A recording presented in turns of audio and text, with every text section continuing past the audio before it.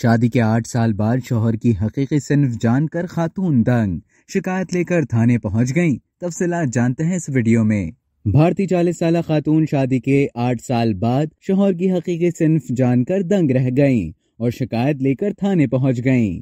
भारतीय शहर वडोदरा के एक पुलिस स्टेशन में दर्ज होने वाली FIR के मुताबिक शीतल नामी खातून ने अपने शौहर विराज वर्धन पर गैर फितरी जिनसी ताल्लुकात और धोखाधड़ी का इल्जाम आयद किया है। शीतल का कहना है कि उसका शौहर कुदरती तौर पर मर्द नहीं औरत था और उसने सर्जरी की मदद से अपनी जिन्स तब्दील करवाई है। शीतल ने अपने बयान में पुलिस को बताया कि उसके साबिका शौहर के इंतकाल के बाद 9 बरस कबल मैट्रिमोनियल वेबसाइट पर उसकी मुलाकात विराज वर्धन से हुई थी। 2014 में उनकी शादी खानदान वालों की रजामंदी से हुई थी। उस वक्त विराज वर्धन ने अपनी हकीकत से आगाह नहीं किया था।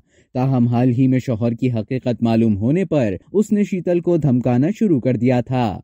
अब तक के लिए इतना ही। मजीद खबरों और न्यूज अपडेट्स के लिए डेली जंग के YouTube चैनल को सब्सक्राइब करें और Facebook के पेज को लाइक करना ना भूलें।